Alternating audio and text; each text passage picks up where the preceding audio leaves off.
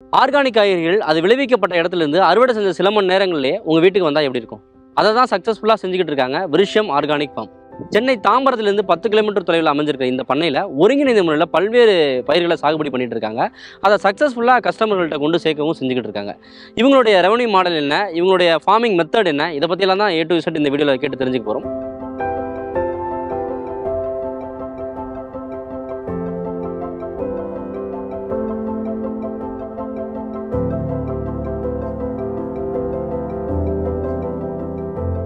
வணக்கம், என் பேர் ஜனா.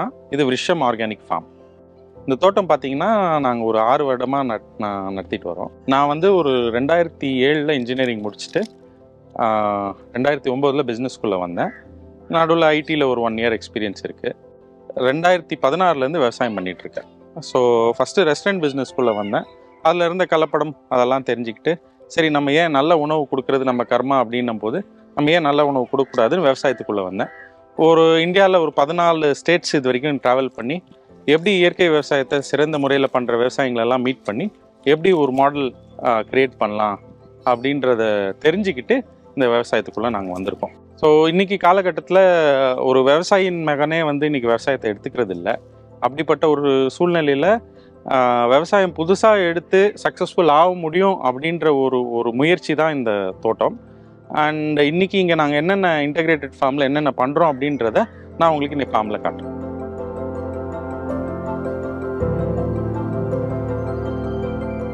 ஸோ எங்கள் ஃபார்மில் பார்த்தீங்கன்னா இது ஒரு இன்டெகிரேட்டட் ஃபார்ம். ஸோ கோழி இருக்குது, மீன் வளர்க்குறோம். இது இல்லாமல் கீரை, காய்கறி இந்த மாதிரி எல்லாம் இருக்குது. இது மொத்தம் ஒரு 3 ஏக்கர் ஃபார்ம். ஸோ இதில் தேனீ வளர்க்குறோம். ஸோ ஒரு டோட்டலி ஒரு ஈகோ சிஸ்டம் பில்ட் பண்ணியிருக்கோம். எல்லாமே செழிப்பாக எப்படி பண்ணுறது அப்படின்றது. ஸோ இயற்கையை முற்றிலும் நம்ம வந்து ஃபோக்கஸ் பண்ணி தான் இந்த ஃபார்மை டிசைன் பண்ணியிருக்கோம். ஸோ இதில் பார்த்திங்கன்னா வேலியோரம் முழுக்கவே எங்களுக்கு வந்து வாழை நட்டிருப்போம். ஸோ அதுவே ஒரு லெவல் ஆஃப் வருமானம் நம்மளுக்கு கொடுத்துனே இருக்கும்.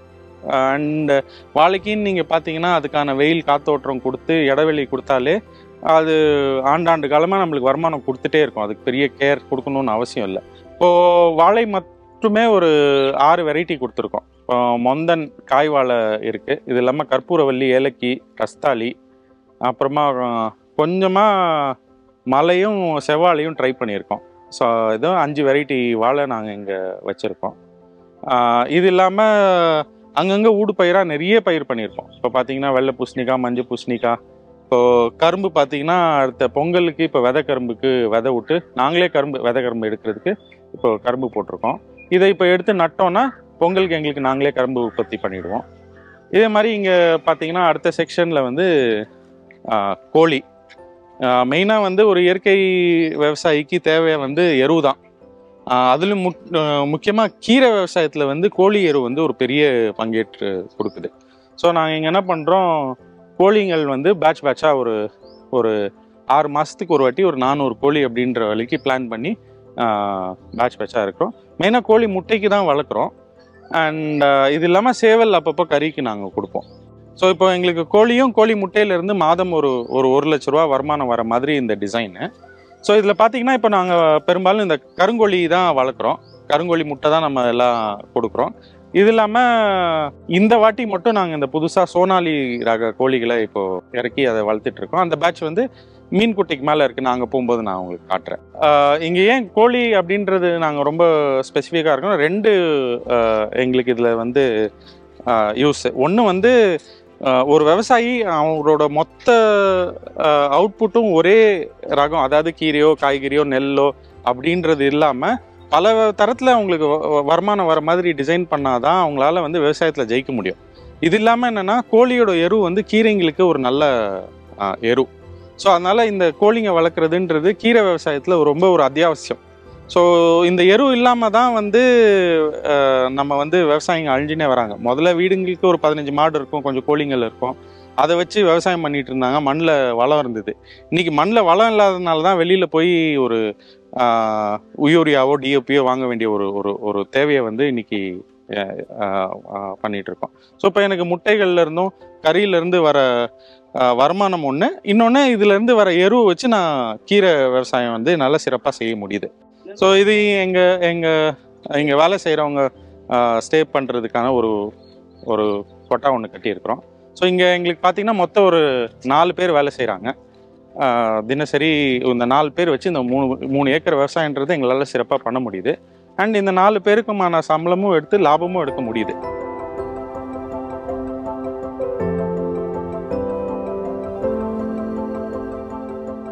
இப்போ இங்கே என்னென்ன பயிர் விவசாயம் பண்ணுறோன்னு சொல்கிறதுக்கு முன்னாடி, என்னோட விவசாயம் எல்லாம் காட்டுறதுக்கு முன்னாடி, நாங்கள் எப்படி ஒரு சின்ன டெக்னாலஜி யூஸ் பண்ணி நியூட்ரிஷன் ஆட்டோமேஷன் ஒன்று பண்ணுறோம். ஸோ இதுக்கு வந்து எங்களுக்கு இந்த ஒருங்கிணைச்ச பண்ணையம் வந்து ரொம்ப ஹெல்ப்ஃபுல்லாக இருக்குது. ஸோ இது பார்த்தீங்கன்னா ஒரு மீன் குட்டை, ஒரு 30க்கு 40 ஒரு மீன் குட்டை வளர்த்துருக்கோம். இதில் பார்த்தீங்கன்னா ஒரு 500லேருந்து 600 மீன் குஞ்சு விட்டோம். ஸோ இப்போ எல்லாம் இந்த பாம் சைஸ்க்கு இப்போ வளர்ந்துருச்சு. ஸோ இதெல்லாம் பார்த்தீங்கன்னா இந்த மீன் தண்ணி வந்து ரொம்ப நியூட்ரிஷியஸ் ஃபார் எல்லா காய்கறிகளும் கீரைக்கும். அதில் இருக்கிற சத்து, அதோட கழிவோட சத்து வந்து செடிங்களுக்கு பாயிற மாதிரி நாங்கள் டிசைன் பண்ணியிருக்கோம். இப்போ இதுக்கு உணவு தேவைன்றனால இதுக்கு மேலே ஒரு கோழி கொட்டா ஒன்று கட்டியிருக்கோம். ஸோ கோழி சாப்பிட்ற மீதம் போய் அதோட எச்சம் எல்லாம் வந்து தண்ணியில் விழும்போது, வெளிச்சம் வெயில் படும்போது பைட்டோ கூன்ஸ்னு ஒரு சின்ன சின்ன பூச்சிகள் தண்ணியில் உருவாகும். அந்த தண்ணியை சாப்பிட்டு தான் அந்த புழுவை சாப்பிட்டு தான் மீன் வந்து வாழும். ஸோ இந்த ஒரு ஈகோசிஸ்டமில் பார்த்தீங்கன்னா இந்த தண்ணி வந்து பயங்கர நியூட்ரிஷியஸாக இருக்கும். அப்பப்போ மாட்டு சாணம் கோமியமும் இதிலே கலந்துருவோம். ஸோ இப்படி கலந்து இந்த தண்ணி வந்து பயங்கர சத்துள்ள ஒரு தண்ணியாக மாறிடுது. இந்த தண்ணி செடிங்களுக்கு பாயும் போது செடிகள் வந்து நல்ல ஆரோக்கியமாகவும் எல்லா சத்து உட்கொண்டு, இப்போ ஒரு சராசரியாக ஒரு இயற்கை விவசாய பண்ணையில் மண்ணில் பார்த்தீங்கன்னா ஒரு 32 தாது பொருட்கள் இருக்கணும். மைக்ரோ அண்ட் மேக்ரோ நியூட்ரியன்ஸ்னு சொல்லுவாங்க. 32 தாது பொருட்கள் இருந்தால் தான் நோய் எதிர்ப்பு சக்தி, அதுக்கான பூச்சிக்கிட்ட இருந்து பாதுகாப்பு, அது இல்லாமல் நல்ல ஒரு சுவையான காய் கிடைக்கிறதுக்கான ஒரு விஷயம் நடக்கணும். ஸோ இந்த ஆட்டோமேஷன் மூலியமா இந்த தண்ணி தான் நம்ம செடிங்களுக்கு பாய்க்கிறோம். நம்ம இரிகேஷன் சிஸ்டம் பார்க்கும்போது எப்படி பாயுது, அது எப்படி நம்ம மிக்ஸ் பண்ணி தண்ணியோட கொடுக்குறோன்றதெல்லாம் நான் எக்ஸ்பிளைன் பண்ணுறேன்.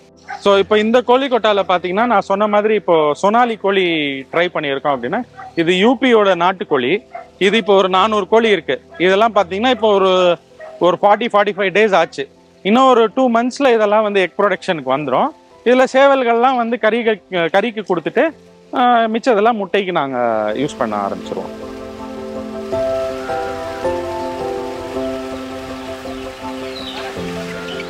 நம்ம மண் வளம் என்னன்னு தெரிஞ்சுக்கணும்னா இந்த பலாமரம் பார்த்தாலே தெரியும். ஃபுல்லாக இன்னைக்கு இந்த வருஷம் பார்த்தீங்கன்னா எப்படி பார்த்தாலும் ஒரு 25-30 காய் வச்சிருக்கு. மேலே வரைக்கும் காய் இருக்கு. நல்ல சுவையாக இருக்கும் இந்த பலாப்பழம். அண்ட் இது ஒரே மரம் தான் எங்ககிட்ட இருக்கு. ஸோ இது மட்டும் ஒரு ஸ்பெஷல் கேரில் நாங்கள் பார்த்துட்டு வரோம். இயற்கை விவசாயம் பார்த்தீங்கன்னா மாடு இல்லாமல் செய்ய முடியாது. அதுவும் நாட்டு மாடு இல்லாமல் செய்ய முடியாது. நம்மக்கிட்ட காங்கேய ரக மாடு ஒரு 3 மாடு இருக்குது. ஸோ இதுங்களோட சாணி கோமியம் வச்சு தான் ஜீவாமிர்தம், பஞ்சகவ்யம் இதெல்லாம் செய்கிறோம். இன்னொன்று இது வந்து நான் சொன்ன மாதிரி மீன் குட்டையில் கொடுத்துட்றோம். இதை எருவாக்கி அந்த எருவை மக்க வச்சு அதை தான் வந்து செடிங்களுக்கும் நம்ம கொடுக்குறோம். ஸோ மாடு இல்லாமல் விவசாயம் பண்ண முடியாது. ஒரு 3 மாடு இருந்துன்னா கண்டிப்பாக ஒரு 6லேருந்து 7 ஏக்கர் விவசாயம் பண்ணிடலாம். ஸோ அதுக்கான ஒரு அடித்தளம் தான் இந்த மாடுங்க இங்கே. ஸோ இப்போ இந்த மாடுங்கள்லேருந்து வர சாணம் கோமியம் வச்சு தான் ஜீவாமிர்தம், பஞ்சகவ்யம் மற்றும் இந்த தேவையான எரு எல்லாம் உற்பத்தி செஞ்சு அதை வந்து நம்ம செடிங்களுக்கு கொடுத்துட்டு வரோம். அண்ட் இந்த கோமியத்தில் தான் வந்து நம்ம அந்த 5 இலை கஷாயம், அப்புறம் வேப்பம் புண்ணாக்கும் பூண்டும் எல்லாம் கரைச்சி அதை தான் வந்து நம்ம பெஸ்டிசைடாகவும் யூஸ் பண்ணுறோம். அதை பூச்சி வெரைட்டியாகவும் யூஸ் பண்ணுறோம். இப்போது இதெல்லாம் இங்கே ஆக்சுவலாக கீரை பெட்ஸு. இதில் பார்த்தீங்கன்னா நாங்கள் மொத்த பெட்டையும் ஒரு ஏக்கரில் கீரை பண்ணிகிட்ருக்கோம். இதை வந்து ஒரு 5ஆக பிரிச்சுடுவோம். அந்த 5ஆக பிரிக்கிறதுக்கான தேவை என்னென்னா, ஒரு பட்டம் இப்போ ஓட்டிகிட்டு இருக்கிறோம் அப்படின்னா அடுத்த பட்டம் காஞ்சின்னு இருக்கும். அதுக்கு அடுத்த பட்சம் இப்போ விதைச்சிருப்போம். அடுத்தது ஒரு 10 நாள் பயிராக இருக்கும். அதுக்கப்புறம் வர பயிர் வந்து அறுக்கிற கீரையாக இருக்கும். ஸோ இந்த மாதிரி ஒரு சுழற்சி முறையில் தினசரி நம்மளுக்கு கீரை வேணும்னா வாரத்துக்கு ஒரு வாட்டி நம்ம வந்து கீரை விதைகளை போட்டாகணும். அப்படி போடுறதுக்கு ஒரு 5 பெட்டு, எல்லாம் ஒரு 15லேருந்து 20 சென்ட். இப்போ கீரைகளே 2 விதம். ஒன்று வந்து அப்படியே பிடுங்குற கீரை, வேரோடு பிடுங்குற கீரை. இன்னொன்று அறுக்கிற கீரைகள். இப்போ அறுக்கிற கீரைகளில் பார்த்தீங்கன்னா பொன்னாங்கண்ணி, பச்சை, வெள்ளை, அதாவது சிவப்பு, வெள்ளை, அப்புறமா மணத்தக்காளி, பாலக்கு, புளிச்சக்கீரை, இதெல்லாம் வந்து அறுக்கிற கீரைகள். இதெல்லாம் இந்த பெட்டில் போட்டிருக்கோம். அடுத்து இதில் பார்த்தீங்கன்னா பிடுங்குற கீரைகள், அரைக்கீரை, முளைக்கீரை, சிறுகீரை, சிவப்பு தண்டு கீரை, இதெல்லாம் இப்போ இதில் போடுவோம். ஸோ இது இப்போ ஓட்டி ரெடியாக இருக்குது அடுத்த பெட்டு போடுறதுக்கு. அண்ட் இது அடுத்த பெட்டு பாலக்கு இப்போ ரெடி பண்ணி வச்சுருக்கோம். இதில் கொஞ்சம் புதினா போட்டிருக்கோம். இது அகெயின் மணத்தக்காளியோட 2வது பெட்டு. ஸோ இப்போ அது அறுவடையில் இருக்குது. அது அறுவடை முடிகிறதுக்குள்ளே இது அறுவடைக்கு வந்துடும். ஸோ எல்லாமே ஒரு சுழற்சி முறையில் எப்போவும் மக்களுக்கு கிடைக்கக்கூடிய பொருட்கள்லாம் கீரைகள் தான். தினசரி கீரைகள் தேவைப்படும். ஸோ அதுக்கேற்ற மாதிரி பிளான் பண்ணி ஷெட்யூல் பண்ணி இதை பண்ணோம். ஸோ இது முற்றிலும் எருவிலே வளரக்கூடிய கீரைகள். நீங்கள் லேண்டை பார்த்தீங்கன்னாலே மேல் லேயர் ஃபுல்லாகவே எருவாக தான் இருக்கும். ஸோ நீங்கள் அதை நிலத்தை பார்க்கும்போதே உங்களுக்கு தெரியும். அங்கங்கே பூசணிக்காய், பரங்கிக்காய் இதெல்லாம் வந்து போட்டிருக்கோம். இப்போ அடுத்த பெட்டு இது வந்து ப்ரிப்ரேஷனில் இருக்குது. அதுமாதிரி ஏன் மேஜராக வந்து கீரைங்களுக்கு இடம் ஒதுக்கியிருக்கோம் அப்படின்னா, இப்போ பார்த்தீங்கன்னா சென்னை அப்படின்ற ஒரு ஆர்கானிக் மார்க்கெட்டில் பார்த்தீங்கன்னா முக்கிய தேவை அப்படின்னு பார்த்தீங்கன்னா எல்லா கடைகள்லையும் சராசரியாக வெஜிடபிள்ஸ் வாரத்தில் ஒரு நாள் தான் கிடைக்கும். அண்ட் அன்றைக்கும் பார்த்தீங்கன்னா கீரைகளோட இருப்புன்றது ஒரு ரொம்பவே சேலஞ்சிங்காக இருந்தது. இது எனக்கு பர்சனலாக வந்து ஒரு பாயிண்ட் ஆஃப் டைமில் என்னால் கீரை வாங்க முடியல, காய்கறிகள் வாங்க முடியல, அது எனக்கு கண்டினியூஸாக கிடைக்கலன்ற ஒரு ஒரு ஒரு தேவையில் வந்த ஒரு ஒரு ஐடியா தான் இது. ஸோ இப்போ என்ன பண்ணியிருக்கோம், எங்களோட ப்ரிடாமினண்ட்டாக எங்களோட ஃபோக்கஸ் வந்து கீரைகள் தான். அதில் பார்த்திங்கன்னா ஒரு 12லேருந்து 14 வகை கீரையை வந்து தனியாக ஃபோக்கஸ் பண்ணுறோம். அத்தியாவசியமாக மக்கள் அதிகபட்சமாக எடுத்துக்கொள்கிற கீரைகளை வந்து தனியாக. இது இல்லாமல் கொடி பசலை, கோழி பசலை, அப்புறம் பரண்டை இதெல்லாமும் சின்ன சின்ன இடங்களில் போட்டு வச்சுருக்கோம். தூதுவளை, முடக்கத்தான் இதுவுமே இங்கே அவைலபிளாக இருக்குது. லெமன் கிராஸ் கொஞ்சம் இருக்குது. ஸோ இதெல்லாம் கூட கொஞ்சம் ஃபோக்கஸ் பண்ணுறோம். இன்னும் அதிகபட்சமாக நிறைய கீரைகளும் கொண்டு வரணுன்ற முயற்சியிலையும் இருக்கிறோம். அடுத்து எங்களோட பிரதானமாக ஒரு ஃபோக்கஸ் என்ன இருந்ததுன்னு பார்த்தீங்கன்னா, நாங்கள் ஒரு 4 வருஷம் முன்னாடி தான் கீரை விவசாயத்துக்குள்ளே வந்தோம். அந்த கீரை விவசாயத்துக்குள்ளே வரும்போது என்ன ஆயிடுச்சுன்னா, கீரைகளை எங்களால் கண்டினியூஸாக கொடுக்குறதுல நிறைய சேலஞ்சஸ் இருந்தது. ஸோ அந்த டைமில் என்ன ஆகிப்போச்சு, மெயினாக மழை காலத்தில் மழை பெய்யும் போது கீரைகள் ரொம்ப கஷ்டமாக இருந்தது வருது. ஸோ இதை பேலன்ஸ் பண்ணுறதுக்கு என்ன பண்ணோம், காய்கறியும் நம்ம உற்பத்தி பண்ணலாம் அப்படின்னு சொல்லி காய்கறி விவசாயத்துக்குள்ளேயும் போனோம். அதில் வந்து ஒரு 2 மாடல் ஒன்று வச்சுருக்கேன். நிறைய இன்டர்கிராப்பிங் மாடல் வச்சுருக்கேன். இதில் பார்த்தீங்கன்னா சோளமும் கத்திரிக்காயும் ஒன்றா போட்டிருக்கோம், கத்திரிக்காயும் பச்சை மிளகாயும் ஒன்றா போட்டிருக்கோம். ஸோ இதெல்லாம் வந்து ஒரு மாடல் வைஸ் நாங்கள் இங்கே வந்து ரிசர்ச் பண்ணிகிட்டே இருக்கோம். ஸோ அடுத்து வர ஃபார்மர்ஸ்க்கு நம்ம ஒரு ஒரு ஒரு முன்னோடியாக இந்த மாடல்ஸ்லாம் கொடுக்கணும், அவங்களும் சக்ஸஸ்ஃபுல்லாக விவசாயம் பண்ணணுன்றதுக்குனால இந்த மாதிரி ரிசர்ச்லாம் கண்டினியூஸாக பண்ணிகிட்டு இருக்கிறோம்.